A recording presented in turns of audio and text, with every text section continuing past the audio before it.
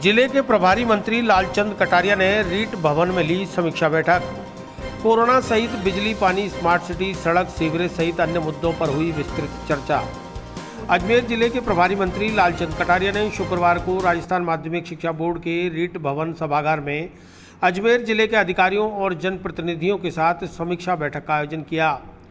लंबे समय बाद प्रभारी मंत्री द्वारा आयोजित इस बैठक में कोरोना, पानी, बिजली, स्मार्ट सिटी, सड़क, सीवरेज सहित अन्य जन सामान्य के हितों से जुड़े मुद्दों पर विस्तृत चर्चा की गई। बैठक के बाद पत्रकार वार्ता के दौरान प्रभारी मंत्री लालचंद कटारिया ने राज्य सरकार के कोविड प्रबंधन पर बात करते हुए बताया कि आम आदमी को कोरोना से राहत दिलाने के लिए सरकार ने अपनी ओर से प्रभावी कदम उठाए, लेकिन केंद्र का अपेक्षात्मक सहयोग उन्हें नहीं मिला। इसी को लेकर आज कांग्रेस संगठन ने राष्ट्रपति के नाम ज्ञापन सौंपकर पूरे प्रदेश और देश में फ्री वैक्सीनेशन की मांग की है। प्रभारी मंत्री लालचंद कटारिया ने बताया कि डॉक्टर्स और वैज्ञानिकों के मुताबिक तीसरी लहर भी आ सकती है, इसलिए बच्चों और युवाओं को जल्द से जल्द वैक्सीन लगे, इसके लिए राज्य को फ्री वैक्सीन उपलब्ध करवाई जाए। प्रभारी मंत्री कटारिया ने बताया कि जिला प्रशासन और चिकित्सा प्रशासन को तीसरी लहर के अंदेशे को देखते हुए बच्चों के लिए आईसीयू वार्ड बनाने सहित पहले से ही सभी तैयारियां पूरी करने के लिए निर्देशित कर दिया गया है। कटारिया ने कहा कि ये राजनीति करने का दौर नहीं है, लोगों की जान बचाने का दौर है। उन्होंने घटिया ऑक्सीजन कंसंट्रेटर खरीद मामले पर उठाए गए सवाल का जवाब देते हुए कहा कि जिला कलेक्टर को इस मामले की जांच कराकर रिपोर्ट देने के निर्देश दिए गए हैं। उन्होंने कहा कि विपक्ष के नेता भी समीक्षा बैठक में मौजूद थे। उन्होंने जिन कमियों या अनियमितताओं की बात की है, उनकी जांच कराकर उन्हें संतुष्ट करने के प्रयास किए जाएंगे। राजनीति से ऊपर उठकर सभी मिलजुल कर इस महामारी का मुकाबला करें। इसके अलावा बैठक में पानी, बिजली, स्मार्ट सिटी, सड़क, सीवरेज जैसे मुद्दों पर भी विस्तृत चर्चा की गई। संबंधित विभागों के अधिकारियों को गर्मी में पर्याप्त पानी, बिजली की आपूर्ति सुनिश्चित करने के निर्देश दिए गए हैं। बाजारों को ज़्यादा समय तक खोलने के सवाल पर कटारिया ने कहा कि अगली समीक्षा बैठक में 8 जून को मुख्यमंत्री इस पर कोई निर्णय लेकर घोषणा कर सकते हैं।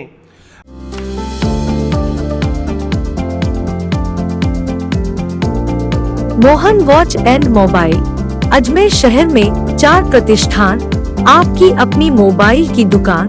हेलो एवरीवन, मैं मोहन वॉच एंड मोबाइल पे आपका सभी का स्वागत करता हूँ। मेरी अजमेर में 4 दुकानें हैं। आप कहीं भी जाइए, आपको सभी जगह सेवा भरपूर मिलेगी। आ जाइए मोहन वॉच एंड मोबाइल पे, आपकी अपनी दुकान, जहां आपको मिलेंगे हर ब्रांड के लेटेस्ट मोबाइल और एक्सेसरीज, वो भी सबसे कम और किफायती दरों पर।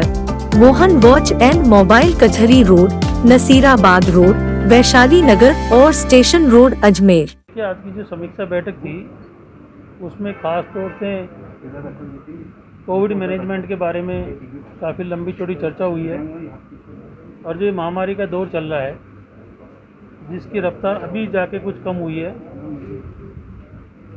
उसकी कमी खामियों के बारे में पूरी चर्चा हुई और जिस प्रकार का प्रबंधन राज्य सरकार द्वारा रहा उसके बारे में खुल के चर्चा हुई। आप सभी को मालूम है कि इस महामारी के दौर में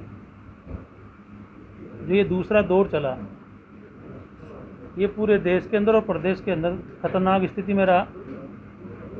काफ़ी मौतें हुई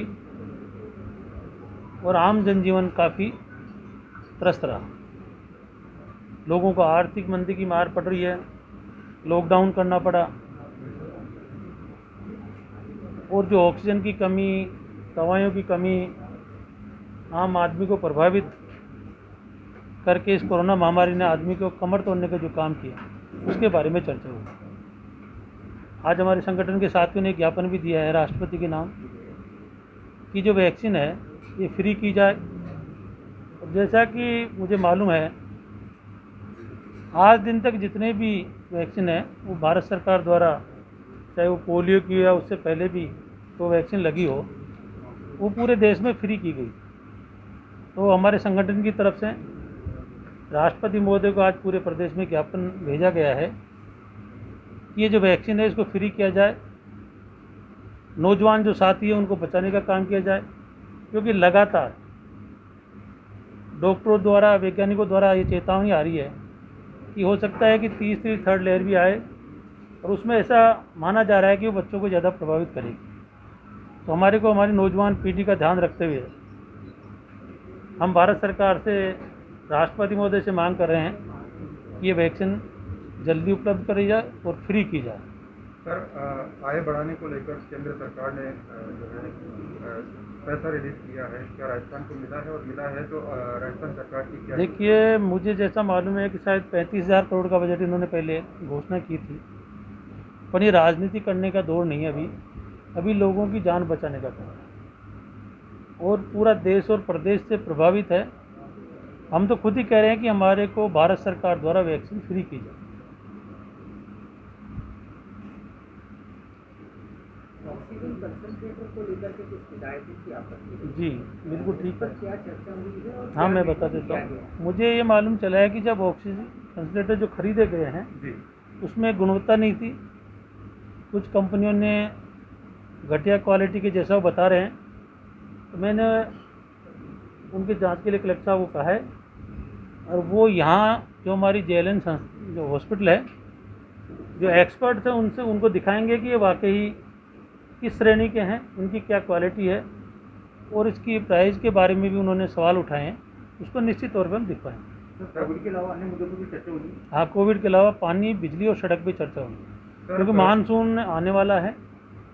सफाई के बारे में चर्चा हुई है, नालियों की सफाई के बारे में चर्चा हुई है। मुझे ये भी मालूम चला है कि कुछ इलाकों में बिजली काफ़ी लंबे समय के बाद आती है और पावर के बारे में जो बात कही, तो निश्चित तौर पे पानी भी प्रभावित होता है उससे, क्योंकि ट्यूबवेल वगैरह जहाँ से सप्लाई है वो प्रभावित होती है, तो टाइम बढ़ जाता है। सर, ग्रामीण क्षेत्रों में पंचायत समिति में 3 विकास अधिकारी के पद खाली है, बिनाई में ANE नहीं है, क्या करना चाहिए? उसकी जानकारी आप दे रहे हैं तो उसको तो मैं दिखा लूँगा।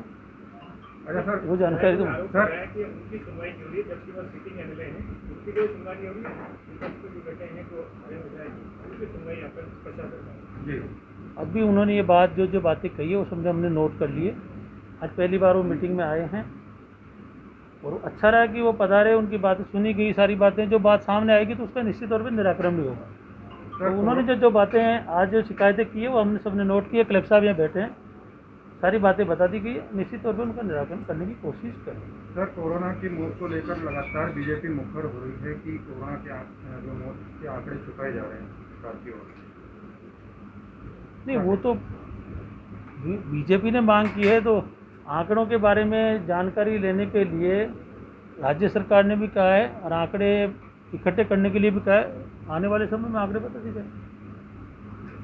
कल कैबिनेट की मीटिंग में 2 मंत्री आपस में भिड़े हैं, आपस में उनके तकरार हुई है, क्या ऐसा आपस में कहीं ट्यूनिंग? नहीं, ऐसा कुछ भी नहीं था, मैं वहाँ मौजूद था, कोई ऐसी भिड़ंत नहीं हुई। ये ज़रूर है कि उनके पास कोई बात को लेके किसी, आज कोई बात की चर्चा होती है, सुबह वहाँ होता है कि ऐसा नहीं होना चाहिए, ऐसा होना चाहिए, इतनी सी बात हुई है। और वो परिवार का मामला है, संगठन का मामला था, संगठन के बारे में चर्चा हो रही थी, ऐसा कोई ज़्यादा उसमें। सर, कोरोना काल के दौरान जिले का जो प्रबंधन था बेहतरीन रहा था, लेकिन उसके अलावा आज जब समीक्षा बैठक आपने ली है तो कुछ और खास दिशा निर्देश दिए हैं या अधिकारियों की तरफ से? मैंने बताने कि 3rd लहर की जो चेतावनी है उसके बारे में भी हमने चर्चा की है कि आगे 3rd लहर आ सकती है, ऐसी संभावनाएं डॉक्टर वैज्ञानिक कह रहे हैं। तो पैनिक नहीं हो, क्योंकि उसमें ये भी बताया जा रहा है कि वो बच्चों को ज़्यादा प्रभावित करेगी। आप हम सभी जानते हैं कि आज हम सबके परिवारों में जो भी व्यक्ति किसी पर आश्रित हो तो बच्चों की तरफ ही देखता है। तो हमने पहले ही मेडिकल विभाग को, कलेक्टर साहब को कहा है कि भाई इस चेतावनी का अपन ध्यान रखें और पहले से इसकी पूरी तैयारी करके रखें। सर, क्या रणनीति बनेगी? रणनीति ये है कि वार्ड्स वगैरह बच्चों के जो पेडियाट्रिक डॉक्टर हैं उनके और बच्चों के क्या क्या वैज्ञानिक रूप से जो भी समस्याएं आ सकती है उसके लिए पहले हम तैयारी करके रखें। बच्चों को जागरूक करने के लिए कोई विशेष अभियान तो अभी ऐसा कोई हुआ नहीं। कलेक्टर साहब, आप 18+ वैक्सीनेशन है, उस पर फोकस रहेगा। करेंगे, 18 साल वाली वैक्सीनेशन में फोकस है अभी तो। लेकिन सर 6 दिन से वैक्सीनेशन हो ही नहीं पा रहा है 18+ वालों का। अब आप चाहो तो कलेक्टर साहब से भी ले सकते हो, जो और जानकारी लेनी हो ना आपको। सेंट्रल से वैक्सीन की शॉर्टेज है, ऐसे में स्टेट गवर्नमेंट ने ग्लोबल टेंडर भी किए थे, तो ग्लोबल टेंडर का कोई आउटकम नहीं निकलता। देखिए, ये बातें तो बड़े ऊपर के लेवल की है। ग्लोबल टेंडर, हाँ मैं समझ रहा, आप जो करें ग्लोबल टेंडर के बारे में राज्य सरकार, भारत सरकार, उनके नियम, ये काफ़ी विस्तृत जानकारी तो रघु शर्मा जी दे सकते हैं कि उनका क्या चल रहा है। मैं तो केवल ज़िले का प्रभारी, तो ज़िले में जो चल रही है बातें, उसके बारे में जो कमी खामी हमारे को मिली है, उसके लिए हमने विपक्ष के हमारे साथी भी बैठे थे, देवनानी जी, अनिता जी, उनकी बातें थी वो भी सुनी है। उनको क्या कमी लगी उन बातों को हम दूर करेंगे और कोशिश करेंगे कि ये राजनीति करने का मुद्दा नहीं है, ये आम आदमी के जीवन बचाने की बात है। तो निश्चित तौर पे हमको जो कमियां लगी है उसको भी दूर करेंगे। हम जो क्या कर पाएँ, उन्होंने कुछ चीज़ों की तारीफ भी की। कलेक्टर साहब के बारे में कहा कि उन्होंने अच्छा काम किया है, रात दिन ने पूरी मेहनत की है, और अधिकारियों ने भी की। तो कुछ कमियां रहती है, इतने बड़े उसमें महामारी है, तो निश्चित तौर पे कहीं ना कहीं कोई प्रभावित होगा तो उनको शिकायत भी मिलती है जनप्रतिनिधि उन समस्या। मीटिंग का दौर शुरू हुआ है, क्या आगे भी चालू रहेगा ये प्रभारी मंत्री को? नहीं, मैं आपको एक बार बता दूं, कलेक्टर साहब यहाँ मौजूद हैं पहले दिन से। हालांकि मैं मीडिया नहीं बना, पहले दिन से मैं दिन में 2 बार इनसे लगातार टेलीफोन पे, और मैंने वीसी के माध्यम से 2 बार रघु शर्मा जी के साथ में इनसे पूरी जानकारी में रखता था, क्योंकि मेरे खुद के परिवार में ही कोरोना के 4 पेशेंट हो गए थे जो काफ़ी सीरियस। और पूरा फिर विधानसभा क्षेत्र, फिर हमारे तो जयपुर शहर में पूरे राजस्थान का इतना वो रहता है, जिस तरह का आप देखें कि एक 5-7 दिन तो ऐसा चला है बिल्कुल ही कि पता नहीं आने वाले समय में क्या होगा। तो बड़ा पैनिक रहा है ये, तो अभी थोड़ा ये उतार पे आए। मीटिंगें लगातार चलेगी, विकास के जो काम है उनको भी रफ्तार मिलेगी, वो सारे काम होंगे। सर, अनलॉक प्रक्रिया शुरू हो गई है, व्यापारियों की मांग उनको समय में जो है वो बात आ चुकी है, वो बात आज भी माननीय सभी सदस्य हैं, पक्ष और विपक्ष दोनों ने उठाए हैं, और इसकी हमने उनसे लिखा ले लिया, मुख्यमंत्री जी को कहेंगे। और भी लोगों की ये मांग है, और मैं तो खुद भी इस पक्ष में हूँ, जो 6 से 11 है उसका टाइम अब धीरे धीरे चेंज किया जाए। उसमें भी मुझे लगता है कि 1-2 दिन में जो समीक्षा होगी उसमें हो जाएगी। थैंक यू भाई। प्रभारी मंत्री के साथ बैठक में शामिल भारतीय जनता पार्टी के विधायक वासुदेव देवनानी ने कहा कि बैठक के दौरान उन्होंने प्रभारी मंत्री के समक्ष उत्तर विधानसभा क्षेत्र में हो रही पानी बिजली की भयंकर समस्या का उल्लेख किया, जिसे तत्काल दुरुस्त कराने की भी मांग की। वहीं सीएमएचओ लेवल पर जो भी चिकित्सा उपकरण जेएलएन अस्पताल या फिर अन्य सैटेलाइट अस्पताल, पीएचसी, सीएचसी के लिए खरीदे गए हैं, सभी की ऑडिट कराकर जांच कराई जाए। इसके अलावा पशु चिकित्सालय के स्थानांतरण के बाद नया बाजार में पार्किंग स्थल का जल्द से जल्द निर्माण कराया जाए, आदि कई मुद्दों की तरफ प्रभारी मंत्री का ध्यान आकर्षित कराया गया। आज बहुत दिनों बाद प्रभारी मंत्री जी के सानिध्य में अधिकारियों की और जनप्रतिनिधियों की बैठक हुई।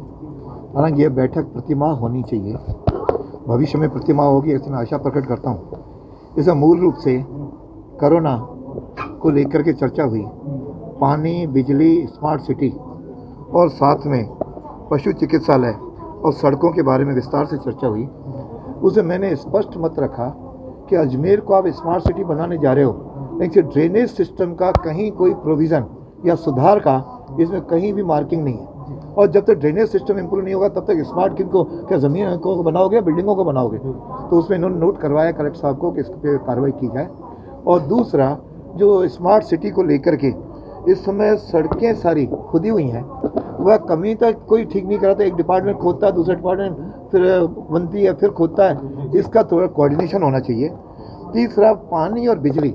मेरे क्षेत्र में पानी की 72 घंटे से 96 घंटे तक पानी आ रहा है, इस समस्या को मैंने उठाया। और साथ ही बिजली की ट्रिपिंग इन दिनों जितनी बड़ी है उसके कारण से कहा है कि बिजली जो है पानी के पानी नहीं भरता।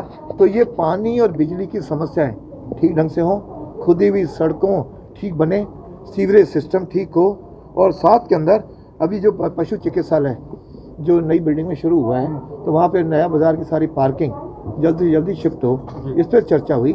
और कोरोना के बारे में इतना स्पष्ट मैंने 2 टूक कहा कि सीएमएचओ लेवल पर जितनी भी परचेजिंग पिछले कोरोना काल में हुई है, उन सब की ऑडिट और जांच निष्पक्ष एजेंसी से करवाई जाए, ताकि ये जो कंसंट्रेटर की बात आई है, कोई दूसरी बातें आई हैं, सब में चाहे ऑक्सीजन प्लांट की बात आई है, और 54 लाख ऑक्सीजन प्लांट का आपने ले लिए, उस पर आप क्या बनाने वाले हो, कितने लीटर्स का होगा, कितने पैसा होगा, इसका कहीं कोई आज तक हमको विवरण नहीं दिया।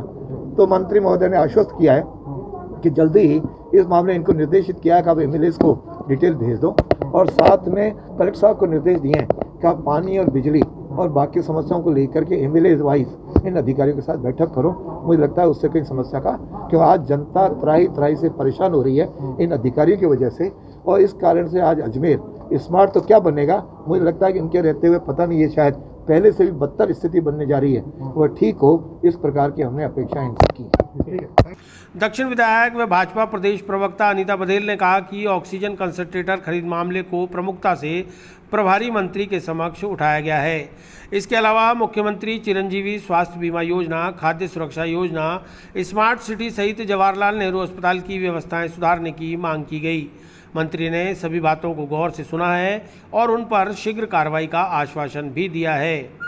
बैठक में किशनगढ़ विधायक सुरेश टांक, मसूदा विधायक राकेश पारीक, अजमेर उत्तर विधायक वासुदेव देवनानी, दक्षिण विधायक अनीता बघेल, जिला कलेक्टर प्रकाश राज पुरोहित, पुलिस अधीक्षक जगदीश चंद्र शर्मा सहित तमाम विभागों के अधिकारी मौजूद रहे।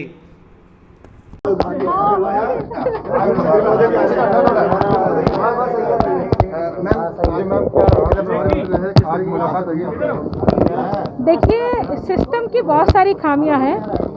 जिस ऑक्सीजन कंसंट्रेटर के जो जीवन रक्षक है कोरोना के मरीजों के लिए, वो ऑक्सीजन कंसंट्रेटर की जिस तरह से खरीद हुई है, उस खरीद को लेकर के जो बात पहले मैंने कही थी वही बात मैंने प्रभारी मंत्री जी को की है और प्रभारी मंत्री जी ने ये आश्वासन दिया है कि इसकी पूरी तरह से जांच कराई जाएगी और जांच कराने पर जो भी इसका रिजल्ट आएगा, जो भी इसके लिए जिम्मेदार होंगे उनके खिलाफ एक्शन लिया जाएगा।